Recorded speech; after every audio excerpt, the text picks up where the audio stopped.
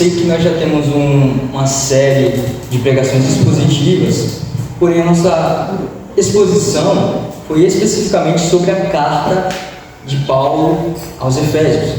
E hoje eu quero trazer um esclarecimento total, não só da igreja de Éfeso, mas de não só da carta de Éfeso, mas de toda a igreja em si, de como o evangelho surgiu em Éfeso. Irei falar de maneira bem resumida e bem breve coisas que nós já passamos, para que os irmãos consigam recapitular, consigam trazer à memória e entendam todo o intuito da mensagem dessa noite. Éfeso era uma cidade que era costeira. Era uma cidade que era habitada por povos gregos, romanos, judeus, comerciantes e estrangeiros. Povos de todos os lugares da Ásia Menor se reuniam em Éfeso para fazer comércio e fazer adoração. A cidade ela era conhecida como uma das maiores potências da Ásia Menor no Antigo Século. Eles possuíam um templo que era uma das 7 maravilhas do mundo antigo. O templo possuía mais de 100 colunas gigantescas, com cada uma tendo mais cerca de 18 metros de altura. Era conhecido como templo da deusa Artemis para os gregos, e para os romanos era conhecido como deusa Diana. Era um templo que servia não somente de um local de adoração e de culto pagão, como também de turismo, já que pessoas, por ser uma das 7 maravilhas do mundo, pessoas de todos os lugares do mundo iam até lá visitar o templo e fazer suas adorações àquela deusa pagã. Éfeso também possuía um teatro que abrigava mais de 25 mil pessoas e que era um centro de propaganda pagã religiosa. Tanto que em Atos nos narra uma parte onde o apóstolo Paulo está pregando nesse teatro e as pessoas começam a anunciar a deusa deles, a deusa Diana, começam a exaltar a deusa Diana naquele momento. Então era um teatro que servia com foco religioso, com foco pagão. A cidade em si era uma cidade religiosa e pagã. Tinha também um enorme porto que conectava a Éfeso, a Alexandria e a Antioquia, e que também era próximo à ilha de Patmos, onde mais tarde o apóstolo João foi preso. Éfeso também possuía uma ágora, que era o comércio, o mercado local, que era um mercado gigantesco. Era uma cidade enorme, rica, porém era uma cidade cheia de idolatrias. Lá as pessoas costumavam a ganhar a sua vida através da venda de objetos sagrados, como eles diziam, de talismãs com letras efesiásticas, como eles chamavam, e através da venda de imagens. Ou seja, a cultura e a economia local de Éfeso girava totalmente em torno da religião e em torno do turismo, que por sua vez também era um turismo religioso. Era uma cidade onde havia uma grande mistura, um mix de cultura e de religião pagã. Lá eles adoravam a diversos deuses e era uma cidade cheia e repleta de imagens de deuses. Tanto que, por medo de que faltasse um deus que eles não adorassem, eles construíram uma imagem dedicada ao Deus desconhecido, para que não faltasse um Deus que não fosse adorado naquela cidade. O apóstolo Paulo, por sua vez, mais tarde faz uso dessa estátua, dessa imagem, para pregar o nosso Deus, o Deus que nós conhecemos, como um Deus que eles não conheciam. E ele introduz a mensagem do cristianismo àqueles irmãos em Éfeso. Feita essa contextualização, vamos fazer uma oração inicial. Eu creio que os irmãos já tiveram uma recapitulação daquilo que nós falamos na nossa pregação, na nossa exposição sobre a cidade de Éfeso. Então já deu para entender mais ou menos em que contexto era situada aquela cidade. Ficou claro, acredito eu, que era uma cidade pagã, uma cidade cheia de ações e de movimentos espirituais de religiões pagãs. Então vamos fazer a oração neste momento. Senhor, amado Deus eterno Pai, louvado e engrandecido seja o Teu nome para todo sempre, meu Jesus. Nós te apresentamos, Senhor, a Tua palavra, te apresentamos a mensagem que nos será anunciada essa noite pelo Teu Espírito, Pai, que Ele introduza em nossos corações a palavra, que Ele abra os nossos olhos e nos dê o esclarecimento, Pai. Que o Senhor cresça e que eu diminua, meu Deus. Que os irmãos venham ter um entendimento, venham ter um encontro contigo e possam, Pai, te enxergar, se tornarem, Senhor, mais íntimos de Ti através da revelação que o Senhor dará a eles nessa noite, Pai. É a oração que fazemos aqui em nome do Seu Filho amado Jesus. Agora que nós já entendemos um pouco da cultura pagã de Éfeso e também já entendemos um pouco da forma que funcionava a economia e a politicagem, as pessoas daquele ambiente, vamos agora entender como foi que o Evangelho surgiu em Éfeso e quais foram os pastores que por ela passaram. Indica-se que o Evangelho chega a Éfeso por volta do ano 52 depois de Cristo, pelo apóstolo Paulo em sua segunda viagem missionária. Isso nós encontramos lá em Atos capítulo 18, do verso 19 ao verso 21, que nos diz o seguinte: e chegou a Éfeso e deixou-os ali, mas ele, entrando na sinagoga, disputava com os judeus. Melhor, vamos ler e fazer a leitura do verso 18. E Paulo, ficando ainda ali muitos dias, despediu-se dos irmãos e dali partiu para a Síria, e com ele Priscila e Áquila, tendo rapado a cabeça em Cencreia, porque tinha voto. E chegou a Éfeso e deixou-os ali, mas ele, entrando na sinagoga, disputava com os judeus, e rogando-lhe que eles ficassem por mais algum tempo, não conveio nisso. Antes despediu-se deles, dizendo: querendo Deus, outra vez voltarei a vós. E partiu de Éfeso. Aqui foi o primeiro contato que a cidade de Éfeso teve com o evangelho do cristianismo. Foi aonde o apóstolo Paulo chega em Éfeso, foi o momento em que ele chega em Éfeso e começa a anunciar o cristianismo, primeiramente nas sinagogas, discutindo e disputando com os judeus que ali estavam presentes e que, por sua vez, gostaram do evangelho que lhes foram apresentados e pediram para que o apóstolo Paulo continuasse com eles, os ensinando e os instruindo. Porém, ele teve que partir, porque era chegado o seu momento de partir. Então, muitos historiadores acreditam que após a saída do apóstolo Paulo, e ainda enquanto ele estava lá, surgiu algo que seria como o primeiro pastor daquela cidade, a cidade de Éfeso. Há muitas discussões a respeito desse ponto. Alguns acreditam que não era pastor, outros acreditam que sim, que pode ser tido como pastor.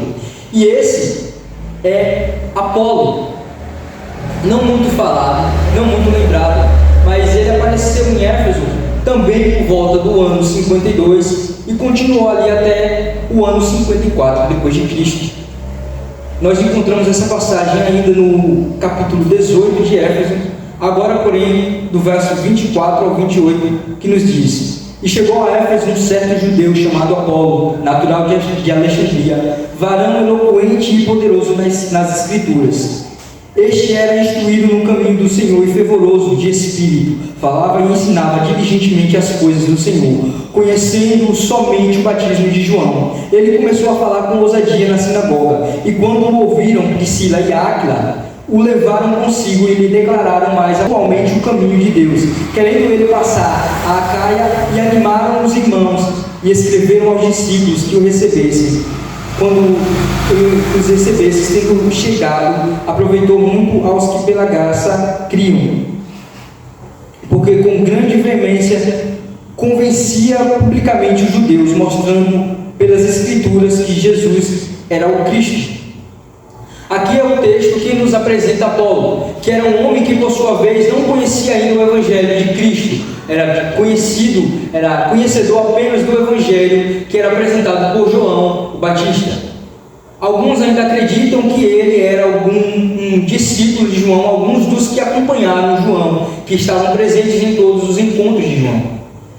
Nos é narrado na Bíblia que ele era um homem eloquente, um homem capacitado nas Escrituras e que tinha, assim, o potencial de instruir muitos, e assim o fez ali naquele ambiente. Então, por isso, acredita-se que foi o primeiro pastor de Éfeso. E ele, por sua vez, foi discipulado no cristianismo pelos irmãos Áquila e Priscila, que o encontraram, que os trouxeram para perto e lhes apresentaram o sacrifício de Cristo e o evangelho da salvação por meio da graça. Então Apolo começou a pregar naquela cidade de Éfeso e colaborar com o crescimento do evangelho.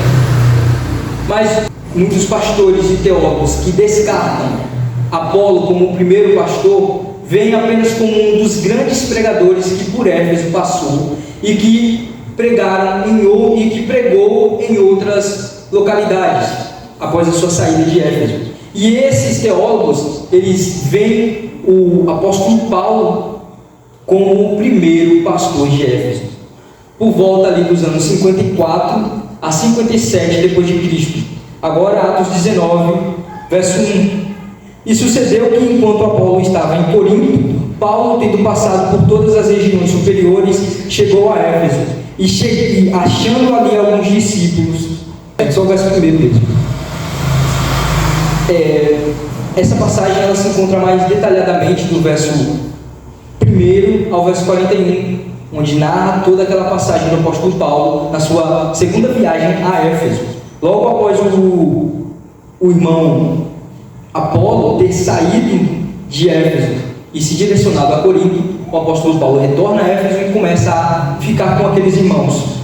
Versos 8 e 10 do capítulo 19 nos diz: e entrando na sinagoga, falou ousadamente por espaço de 3 meses, disputando e persuadindo acerca do reino de Deus. Mas como alguns deles se endurecessem, não obedecessem, falando mal do caminho perante a multidão, retirou-se deles e separou-os dos discípulos, disputando todos os dias na escola de um certo tirano.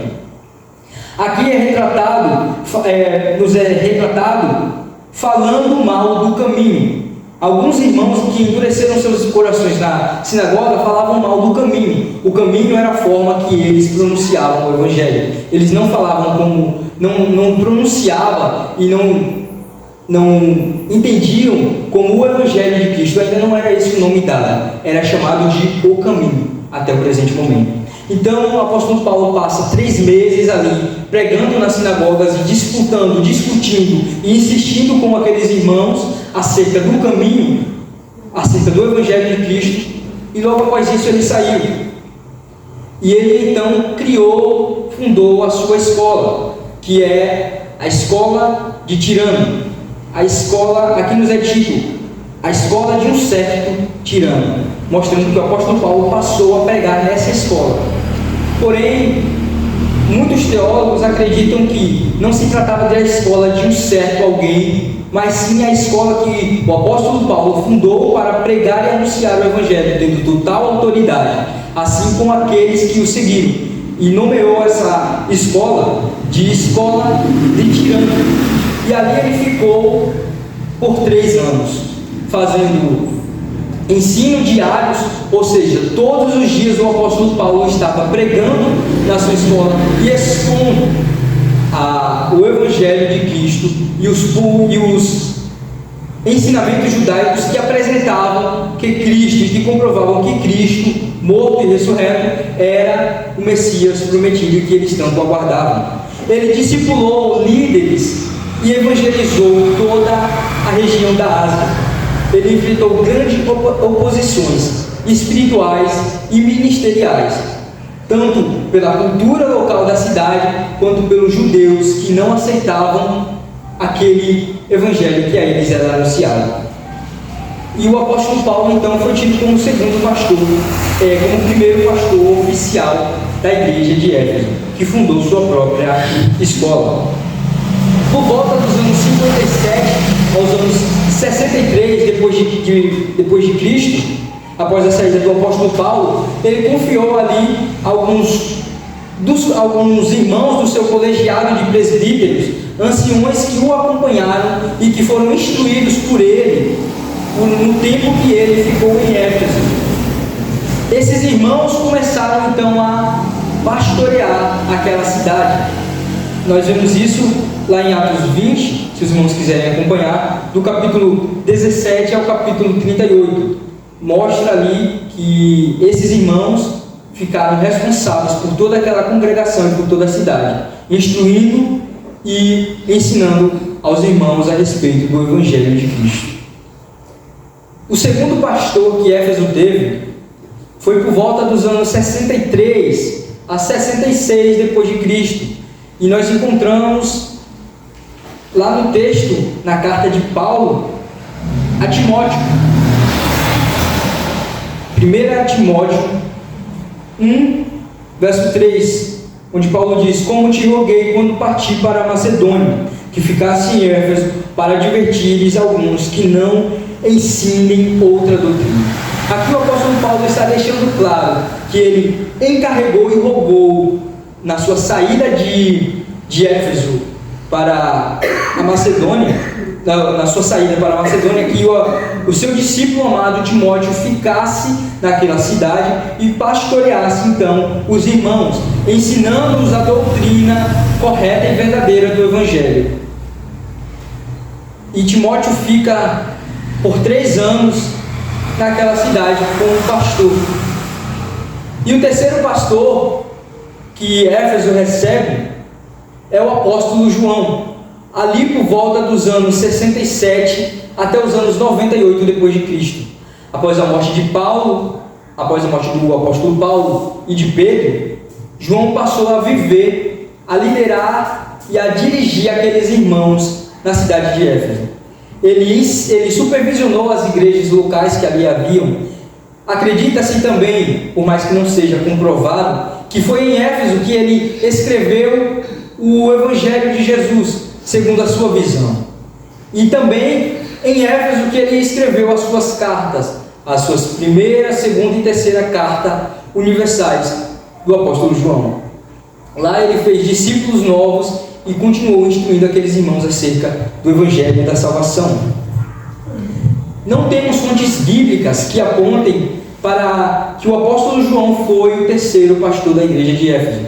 As fontes que nós temos são fontes históricas, sendo a fonte de Irineu de Lyon, que era um dos principais teólogos da igreja primitiva, que era discípulo de Policarpo, que por sua vez foi um dos próximos discípulos, que estava presente e que acredita que foi discipulado pelo próprio João, ou seja, era alguém próximo ali do apóstolo João, estava bem próximo e tinha fontes históricas e fontes suficientes para alegar e defender que o apóstolo João foi o terceiro pastor da igreja de Éfeso. E a segunda fonte que eu busquei foi a fonte de Eusébio de Cesareia, que por sua vez era conhecido como o pai da história da igreja. Foi alguém que anos depois, salvo engano, por volta dos anos 200 depois de Cristo, foi um homem que se voltou a estudar toda a história da igreja, desde a sua fundação até aquele presente momento, e assim é conhecido como o pai da história da igreja. Estima-se que o apóstolo João foi perseguido por Domiciano por volta dos anos 94 aos anos 95 depois de Cristo. Domiciano era o imperador local e foi exilado após a sua captura para a ilha de Patmos, que ficava muito próximo à cidade de Éfeso. E entre 95 a 96, ele recebeu a revelação do livro do Apocalipse e escreveu o Apocalipse, ainda preso. E ele retorna então à cidade de Éfeso em meados de 96 a 98. Não temos ali o ano específico, mas ele retorna após a volta de Domiciano. Então, feita essa introdução também agora aos pastores e líderes que ficaram responsáveis por anunciar o Evangelho àqueles irmãos de Éfeso e instruir eles, agora nós entramos em torno da nossa mensagem central, que se encontra em Apocalipse 2, do verso 1 ao verso 7, que assim, acredito eu, que nós finalizaremos todo esse contexto de Éfeso, conseguiremos fechar Éfeso por inteiro. Começamos com a exposição da carta de Paulo à igreja de Éfeso, fizemos uma contextualização, pegando ali um pouco de Atos, e explicando todo o contexto que Éfeso se encontrava e por que a necessidade de uma carta específica para aqueles irmãos, onde nós entendemos ali qual foi a necessidade de cada ponto anunciado pelo apóstolo Paulo nas suas cartas, ou na sua carta à igreja de Éfeso. E agora nós nos deparamos com a carta não de um apóstolo, mas uma carta do próprio Cristo à igreja de Éfeso. Apocalipse capítulo 2, verso 1 diz: escreve ao anjo da igreja que está em Éfeso, isto diz aquele que tem na sua destra as 7 estrelas, que anda no meio dos 7 castiçais de ouro. O anjo da igreja, ainda no meio teológico, causa muitas divergências. Muitos acreditam que o anjo se trata de uma figura realmente espiritual. Porém, a visão que eu trago para os irmãos é uma visão das fontes que eu estudei, que eu pesquisei, que ele retrata esse anjo da igreja como o pastor central, aquele responsável por instruir os irmãos, porque a tradução e o significado de anjo seria um mensageiro. Então acredita-se que o mensageiro da igreja a qual Cristo se refere seria ao pastor ou ao líder local, representante daquela cidade de Éfeso, da igreja de Éfeso. As 7 estrelas que estavam na destra de Cristo são os 7 mensageiros representantes das 7 igrejas que ficavam naquela região da Ásia Menor. Seriam 7 estrelas, cada uma referente a uma igreja, mostrando que Cristo tinha na mão o poder e o controle de cada uma daquelas igrejas. Os 7 castiçais, ou candelabros, eram lâmpadas de ouro que tinham pequenas lâmpadas de azeite dentro de si, e que eram a representação da luz, que por sua vez é a representação da vida, algo que deve brilhar na igreja, mostrando que Cristo tinha nas suas mãos, além do poder e controle da igreja, tinha também o brilho e a vida que nelas estavam. Aqui Cristo está esclarecendo que aquelas 7 igrejas que nos é apresentada em Apocalipse eram igrejas que estavam totalmente baixo o controle e a dominância de Cristo. Ele está declarando que ele tinha total autoridade sobre cada uma delas em suas mãos. E as 7 igrejas, por toda a Escritura Sagrada, o número 7 ele é interpretado e nos apresentado como um número que representa a plenitude, algo que representa a completude. Então, quando Cristo se refere a 7 igrejas, não é somente aquelas 7 igrejas que haviam ali presente, mas é a plenitude de igrejas, a completude, a todas as igrejas locais. O número 7 é usado para se referir ao todo, ao completo. Então, entendemos que essa carta de Cristo a essas 7 igrejas são uma mensagem a todas as igrejas do mundo, tanto no passado como no presente. Ainda são tidas como cartas que vivificam a igreja, que corrigem a igreja, que exortam a igreja e que mostram o caminho que deve ser seguido para glorificar o nome de Cristo. Verso 2: eu sei as tuas obras e o teu trabalho e a tua paciência, e que não podes sofrer os maus, e pusestes às provas os que dizem ser apóstolos e não são, e tu os achastes mentirosos. Cristo aqui elogia as obras da igreja e diz que estava ciente de todas as obras que a igreja de Éfeso fazia, estava ciente da paciência daqueles daqueles irmãos. Cristo diz que estava ciente do quanto eles estavam sofrendo por pregar o Evangelho e por se manter firmes na pregação e na exortação da verdade. E Cristo também faz um elogio ao cuidado que eles tinham para com aqueles que se diziam ser apóstolos. A igreja de Éfeso, ela tinha discernimento espiritual para avaliar aqueles que estavam em cargo de liderança, seja através da doutrina que eles apresentavam e principalmente através dos seus comportamentos e das suas ações. Ou seja, Éfeso não era uma igreja relaxada como seus líderes, muito pelo contrário. Era uma igreja que dava suma importância a avaliar se cada líder, se cada um que estava discipulando e instruindo, vivia verdadeiramente o Evangelho que era apresentado. E se tinha verdadeiramente comunhão com Cristo, se os seus ensinamentos e a sua doutrina eram verdadeiramente a doutrina que por eles foi anunciada, ou que a eles foi anunciada pelos apóstolos. Eles atentavam minuciosamente para saber se os seus líderes estavam coerentes com as verdades apresentadas pelos apóstolos às igrejas. Verso 3: E sofrestes e tens paciência, e trabalhastes pelo meu nome, e não te cansastes. Por cerca de 40 anos a igreja se manteve fiel e perseverante ao Senhor e à doutrina dos apóstolos.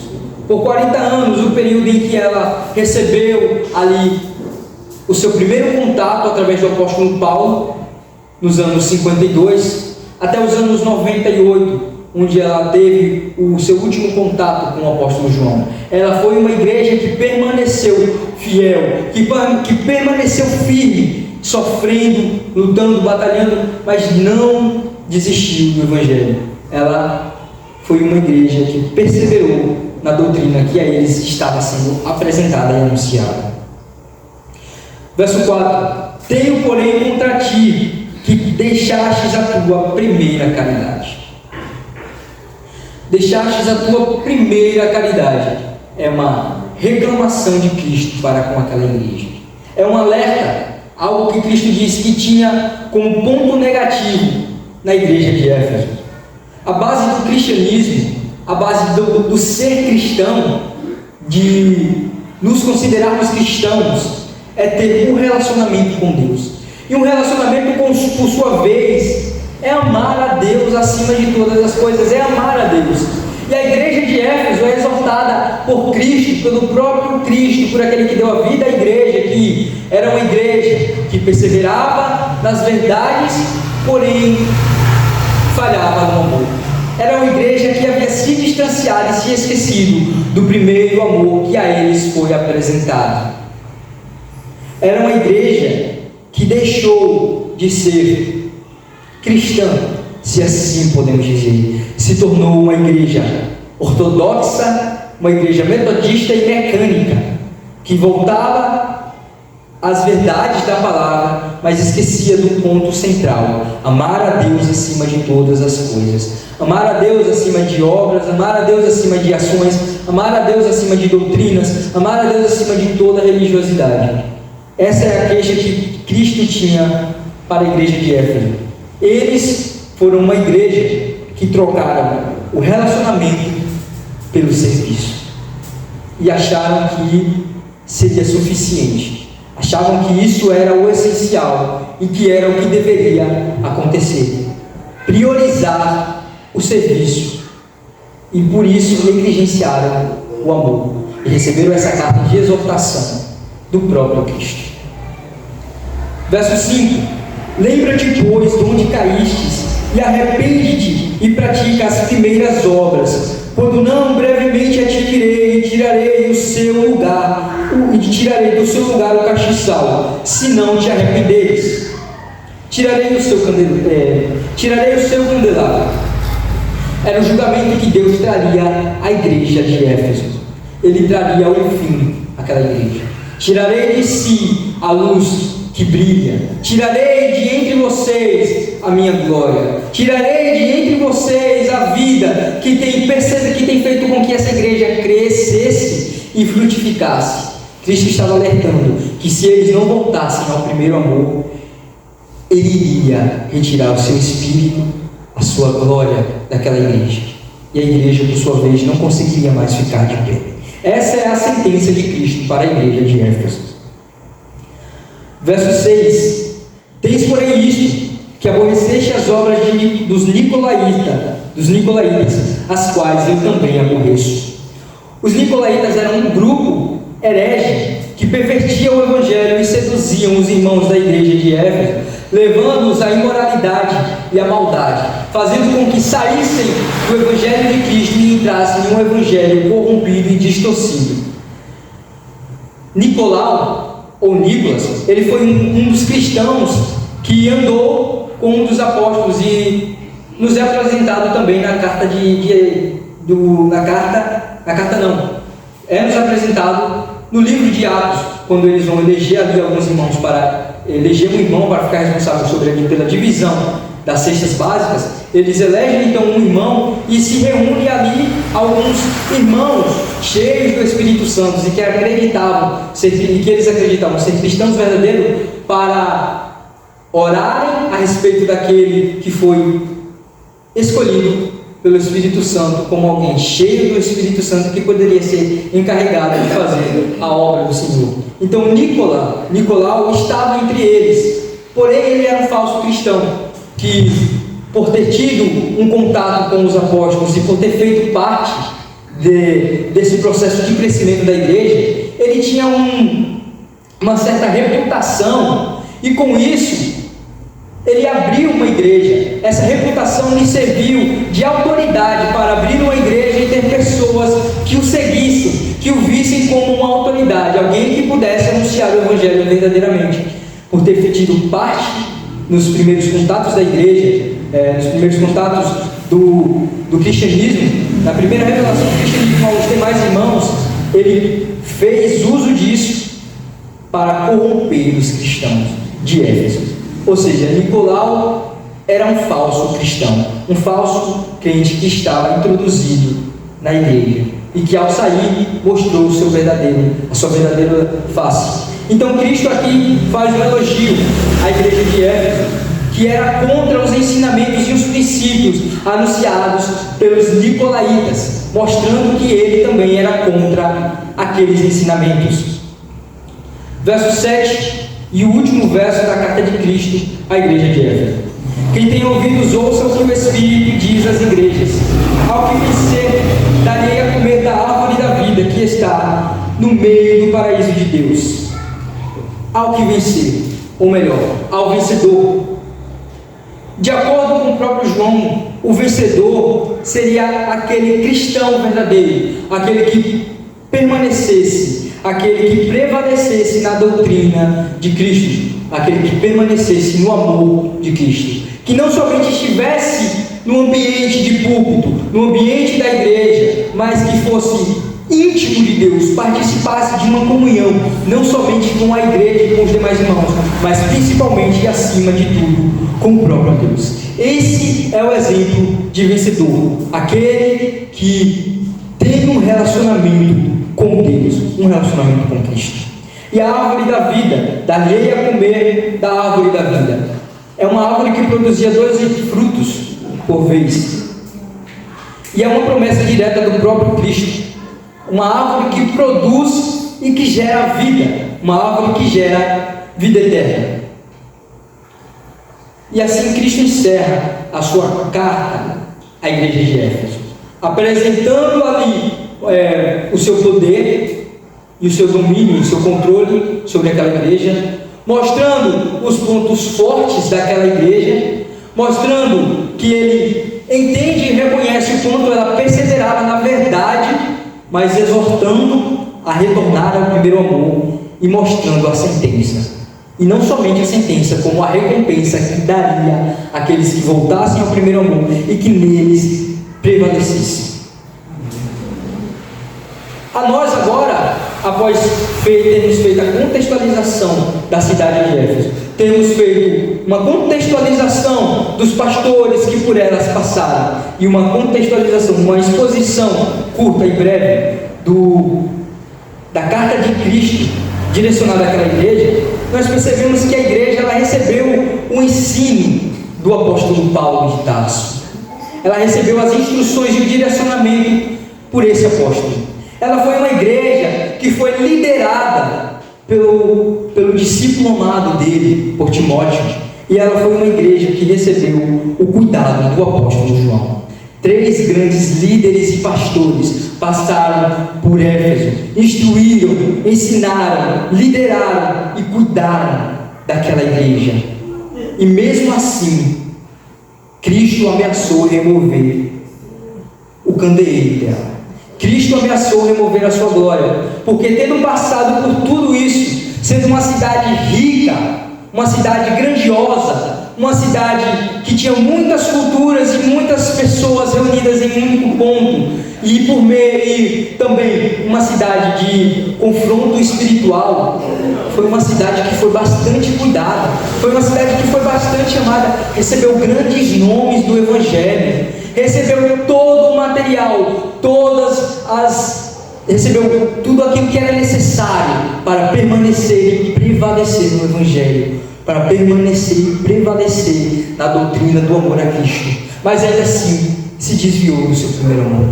Foi uma igreja que estava mais voltado às verdades e aos ensinamentos complexos do judaísmo.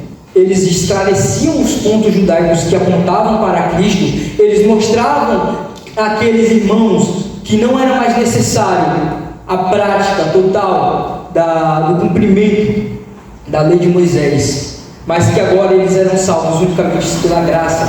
Eles desmistificavam isso e apresentavam o Evangelho puro e simples àqueles irmãos de Éfeso. Eles apresentavam as verdades de forma coerente, ou seja, era uma igreja que estava fiel aos ensinamentos de Cristo, mas que por volta do 3º século a cidade começou a passar por diversos acontecimentos, tanto da cidade em si quanto da igreja, e foi então se perdendo.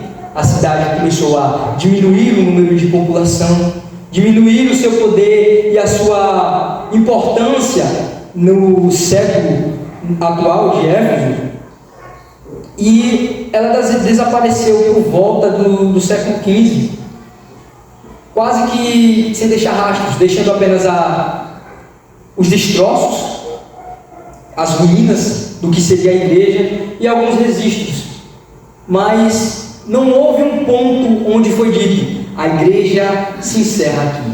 Ela foi uma igreja que foi se desfalecendo, as pessoas foram saindo de Éfeso, foram abandonando o Evangelho de Cristo, e só notaram que não havia mais igreja em Éfeso lá por volta do século XV. Foi quando eles se tocaram de que em Éfeso não havia mais uma igreja local, não se falava mais de Cristo. Então a igreja desapareceu, ela se perdeu, mostrando que Cristo executou a sua sentença. Ela foi uma igreja que foi cuidada, que foi ensinada e que foi liderada por grandes nomes. Era uma igreja situada em uma cidade que tinha tudo para evoluir e crescer, mas foi uma igreja que se perdeu, não por a doutrina do mundo, mas se perdeu dentro da própria igreja, pela sua própria doutrina. Era uma igreja que estava mais voltada às cores das paredes. Era uma igreja que não aceitava que o púlpito fosse mudado porque era o seu símbolo histórico. Era uma igreja que muitas vezes priorizava, me perdoem a colocação, mas se assim eu posso dizer, os ensinamentos e as instruções da convenção. Não é uma crítica que eu trago à nossa Convenção Batista, de forma alguma, mas é um exemplo que eu quero trazer, de que aqueles irmãos estavam tão voltados a seguir as normas por aqueles líderes apresentados, que esqueceram que a base de uma igreja viva e saudável é o amor a Cristo. Eles estavam mais voltados à doutrina do Evangelho, eles estavam mais voltados a analisar as músicas que eram cantadas, os sermões que lhes eram apresentadas, as roupas que lhes eram vestidas, do que a cuidar do seu relacionamento pessoal com Cristo. Era uma igreja que tinha seus olhos unicamente direcionados ao serviço, e isso foi lhes desgastando. era uma igreja totalmente ortodoxa. Era uma igreja altamente centrada em estudar a Bíblia, expor a Bíblia, entender aquilo que muitas vezes não se é entendido. Eles analisavam cuidadosamente. Assim como nós, batistas, somos pessoas e somos uma igreja que analisa cuidadosamente as Escrituras, que temos ali o nosso foco e somos reconhecidos pelas outras igrejas como uma igreja que dá ênfase e foco às verdades das Escrituras, uma igreja que expõe a palavra de Cristo. Nós somos reconhecidos por isso, por uma igreja que zela por essa palavra.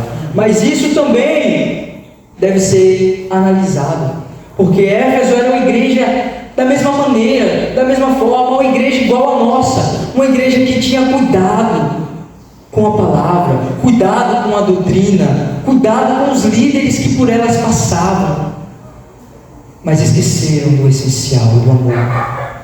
Então, as 7 igrejas são tidas como 7 pela sua totalidade, porque elas são anunciadas a todas as igrejas, inclusive a nossa igreja, e principalmente a igreja de Éfeso, que era uma igreja que mais está semelhante à nossa igreja, a igreja batista, uma igreja voltada à doutrina, uma igreja que analisa cuidadosamente o evangelho, mas uma igreja que tem tudo, tem literalmente tudo para se perder do ponto central, para se perder do amor de Cristo.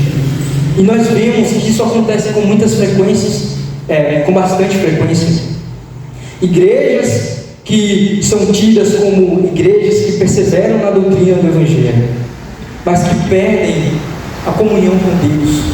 Pastores que passam a vida dedicando a aprender sobre as Escrituras, fazendo cursos e faculdades, e mestrados e doutorados, e instruindo outras igrejas, fazendo cursos internos na sua própria igreja, para expor as verdades da doutrina do Evangelho. Mas são pastores que negligenciaram o amor a Cristo. Foram igrejas que se perderam do primeiro amor.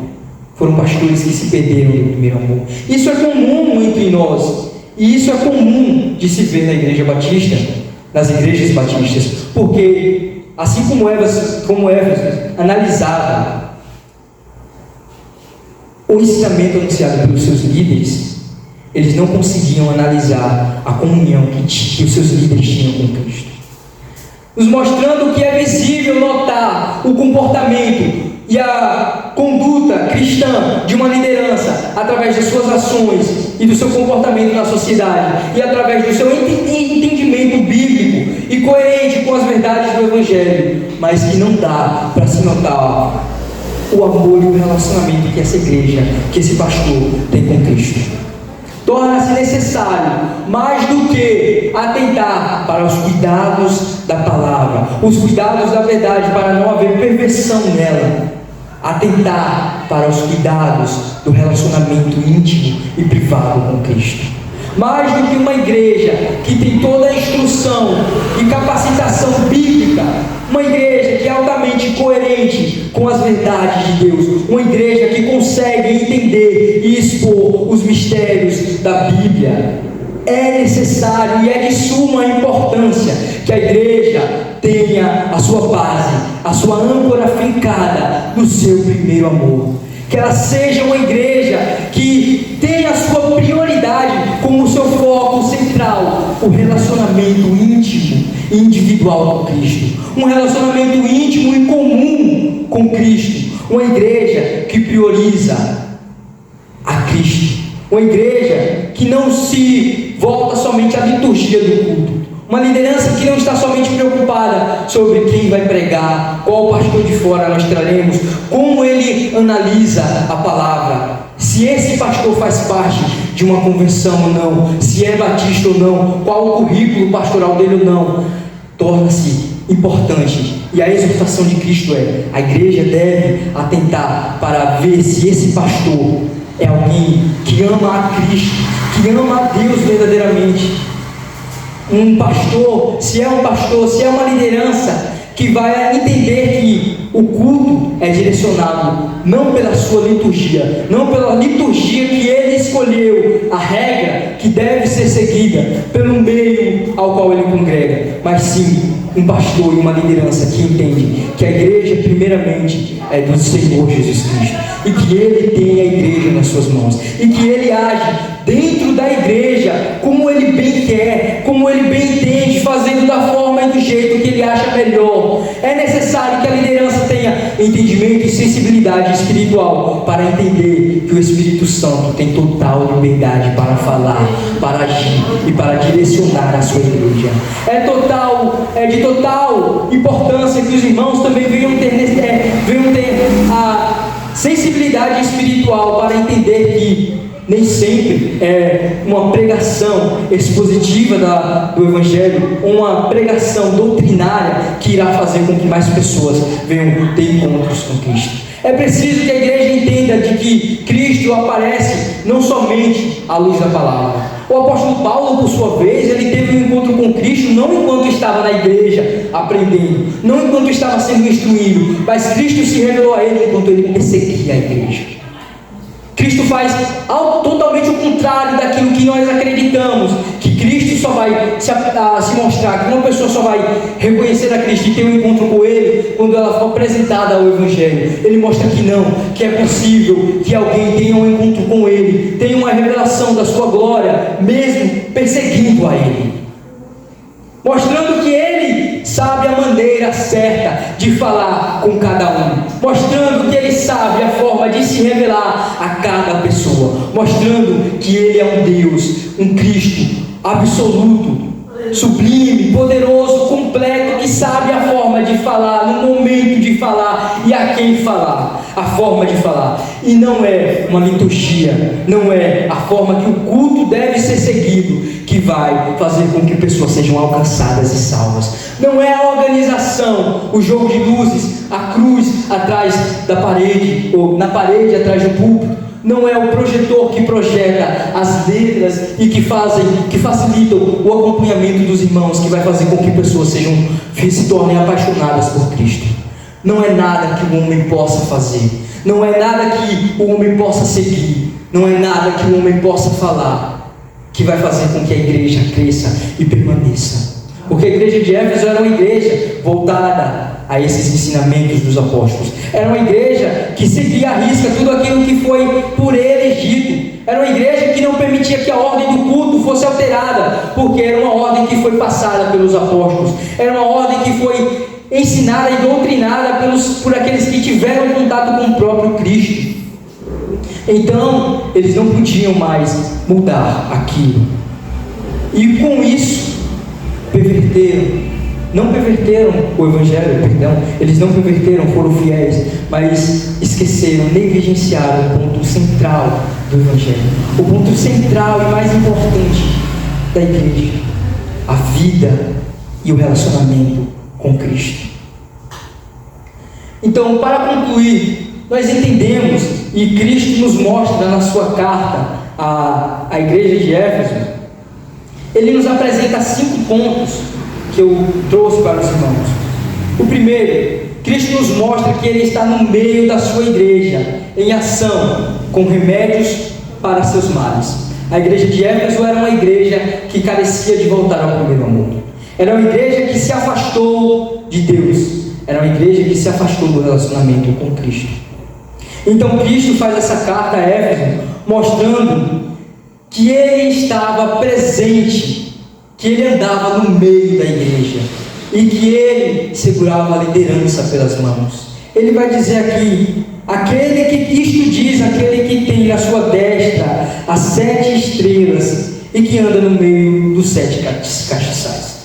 Ele revela que Ele era um Cristo, um Deus que andava no meio das igrejas e que tinha nas mãos a sua liderança e o seu pastor, e que estava presente para que os irmãos voltassem a se relacionar com Ele. Ele está mostrando que Ele não era alguém ausente, mas que Ele era alguém que estava presente, alguém que estava constantemente com eles, e que só bastava que eles se relacionassem com Ele, que só bastasse que Ele os amasse, mas eles não o amaram.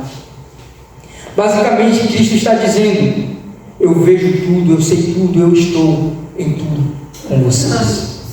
Porém, vocês é que não estão mais em mim. Vocês é que focaram em tudo. Vocês é quem se voltaram a todas as coisas e se esqueceram de mim. Esqueceram de me amar.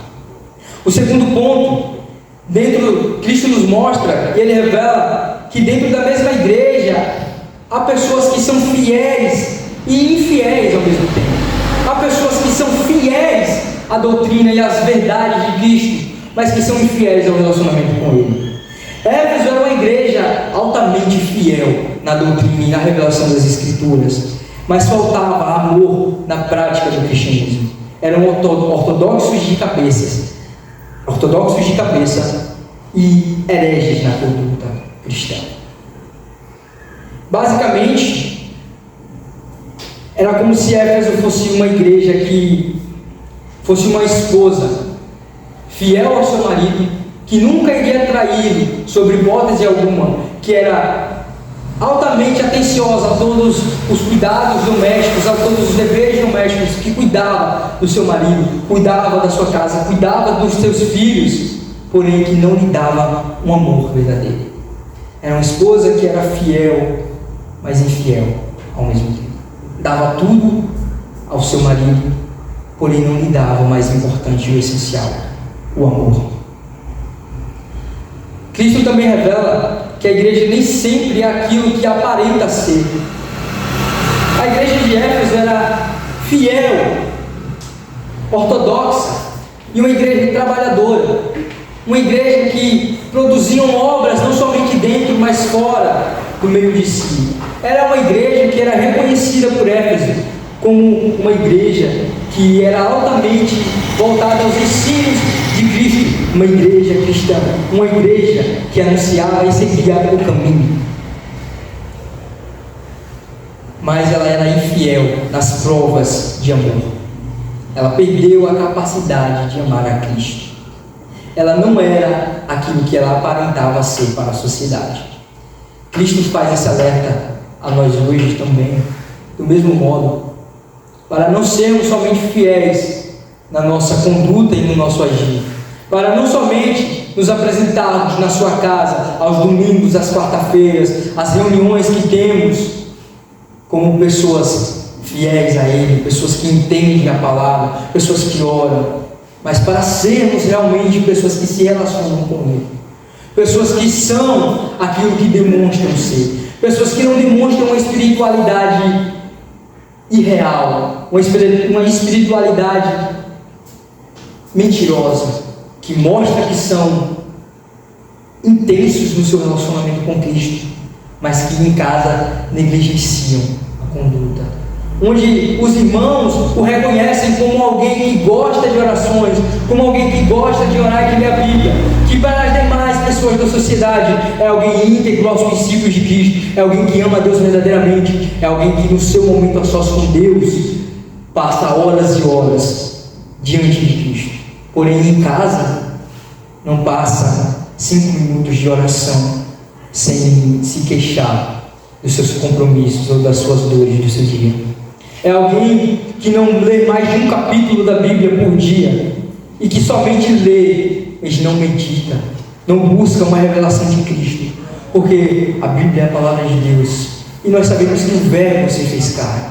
Então a palavra de Deus Cristo é a palavra de Deus encarnada, e a Bíblia para nós é a palavra de Deus. Então a Bíblia é a revelação de Cristo. Cristo está em tudo e Cristo é tudo o que a Bíblia nos mostra. Então precisamos entender a Escritura não só como palavras, precisamos nos achegar à Bíblia não só como textos de instruções, mas como uma revelação do próprio Cristo, como um relacionamento com Ele, como uma conversa com Ele, como Ele nos mostrando como Ele é, como Ele age e como Ele se revela. Devemos ser crentes e cristãos que amam a Deus, que amam a Cristo e que se dedicam verdadeiramente no seu íntimo com Ele, no seu amor. Devemos ser uma igreja fincada no primeiro amor, uma igreja voltada a Cristo, tendo Ele como centro dos nossos corações, tendo Ele como a pérola de mais alto valor, como aquilo pelo qual damos tudo. É fácil cantar, por um momento em tua presença, tudo eu daria, não importaria o que tenha que passar, o que tenha que esperar. Mas será que realmente vivemos aquilo que cantamos? Será que realmente vivemos aquilo que falamos? Será que nós realmente somos aquilo que a sociedade pensa que somos? Será que realmente somos aquilo que a nossa igreja, que a nossa comunidade enxerga que somos? Voltemos os nossos olhos para nós mesmos, para analisar a nossa conduta, não somente perante a sociedade, perante a nossa igreja, mas acima de tudo e prioritariamente a nossa conduta com Cristo, nosso relacionamento íntimo com Ele, o quanto nós o amamos. Voltemos os nossos olhos para analisar quais são as nossas paixões, quais são os outros tesouros que têm se tornado cada dia mais preciosos no nosso coração e que têm tirado a preciosidade da intimidade com Cristo. Voltemos os nossos olhos para não somente uma análise, mas para uma crítica a nós mesmos sobre a nossa conduta com Cristo. Quarto ponto, Cristo revela que Ele oferece oportunidades de arrependimento antes de aplicar o juízo. Ele chamou os irmãos de Éfeso a lembrar-se de arrepender e de se voltar ao primeiro amor, e caso não fizesse, Ele retiraria então a sua luz daquela igreja. Cristo está mostrando que Ele é um Deus que antes de executar o juízo, Ele traz a exortação, Ele traz o confronto através das Escrituras. Ele é um Deus que antes de retirar a sua presença, Ele alerta de que Ele não está feliz com a forma que os irmãos e que a igreja tem seguido. Ele mostra que constantemente Ele vai levantar pessoas para questionar, para confrontar, para instruir a forma que temos nos relacionado com Ele. E quando Ele faz isso, Ele está alertando de que se assim não fizer, Ele irá retirar de si a sua glória, a sua luz. Cristo hoje, mais uma vez, está nos oferecendo a oportunidade de arrependimento, a oportunidade de analisar a nossa conduta e de analisar a importância que Ele tem no nosso coração. Ele está nos mostrando que, se não voltarmos fielmente a Ele, se não voltarmos ao primeiro amor, se não amarmos verdadeiramente e acima de tudo, Ele irá tirar de nós o seu espírito, a sua glória. Ele irá tirar de nós a sua vida.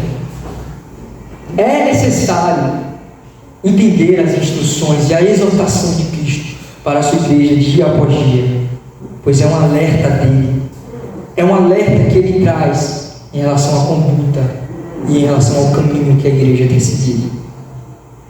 E o quinto e último ponto, Cristo revela que ele anda no meio da igreja, não somente com juízo e com exortação, mas com promessas e com bênçãos. O vencedor irá se alimentar da árvore da vida. Isso é ter vida eterna. Se alimentar da árvore da vida é ter vida, eterna.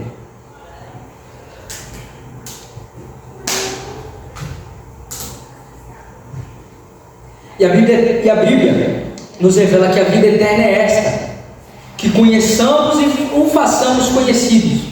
O façamos conhecido. A vida eterna nada mais é do que ter comunhão com Deus. É conhecê-lo, se relacionar com Ele dia após dia. É estar em comunhão. É estar em comum sintonia, em comum amor. É ter a vida eterna, a bênção que Ele nos dá e nos promete. É amá-lo e ser amado por Ele. Porque não basta Ele me amar, tem-se a necessidade de eu aceitar e entender o seu amor. Porque enquanto eu não aceitar e não entender o amor que Ele tem para mim, eu nunca vou me relacionar com Ele o amando mais. Eu nunca vou me relacionar com Ele o conhecendo mais. Tem-se a necessidade de conhecê-lo dia após dia, de aceitá-lo dia após dia, de ressignificar o nosso entendimento sobre Ele dia após dia. Basicamente, meus irmãos, a vida eterna é conhecer a Deus. E a vida eterna é conhecer a Deus ainda aqui na terra. Não devemos esperar somente o dia do juízo final. Se a vida eterna é ter comunhão com Ele, é amá-lo e estar com Ele dia após dia, então sim, é possível ter vida eterna aqui na terra, nesse século atual, nos dias de hoje, mesmo diante de um mundo impuro, de um mundo cheio de ações pecaminosas. É sim possível ter vida eterna aqui na terra. E se você e se eu não estamos tendo vida eterna aqui na terra, é porque não estamos tendo um relacionamento com Deus. Portanto, a mensagem que eu trago aos irmãos e que acredito que o Espírito Santo tem ministrado aos seus corações é: amem, conheçam a Deus e se façam conhecidos e amados por eles. Tenham a vida eterna ainda aqui na terra. Assim nós encerramos o sermão de hoje. A palavra está com o pastor Diego. Graça e paz, meus irmãos. Vamos nos colocar sobre os pés. Vamos orar, agradecimento a Deus por sua palavra, que ela encha o nosso coração e que nós venhamos colocar em prática. Oremos. Graças a Deus, Pai Santo e Poderoso, no nome de Jesus eu te louvo e te exalto por causa do teu amor, da tua graça e de tudo que tu és. Muito obrigado, Senhor, por esta palavra que falou tão fortemente ao nosso coração. Ó Senhor, que de fato nós não venhamos perder a nossa essência, assim como aquela igreja de Éfeso, Senhor, que no princípio teve a sã doutrina ensinada pelos apóstolos, ensinada por Timóteo, e mais para frente, Senhor, acabaram se esquecendo daquela doutrina, daquele ensinamento e se afastaram do relacionamento contigo. Ó Deus, que nós não venhamos estar preocupados com a performance, que nós não venhamos estar preocupados com a liturgia, mas que a nossa preocupação seja acima de tudo, Pai, o nosso relacionamento com o Senhor. Muito obrigado pela vida desses irmãos, que o Senhor possa abençoá-los, enchê-los da tua graça. Toma a vida do Taílson em tuas mãos, Pai. Continua dando sabedoria, abençoando no ministério da palavra, e que Taílson cresça, Pai, e seja um homem instruído cada vez mais, e não somente instruído, mas também cheio do teu Espírito. Obrigado por tudo, Pai, em nome de Jesus. Amém. Estenda suas mãos. Que o grande amor de Deus, a graça do nosso Senhor Jesus Cristo, as doces consolações e a comunhão do Espírito Santo estejam com todos nós, hoje e para todo sempre. Amém. Que Deus abençoe, meus irmãos.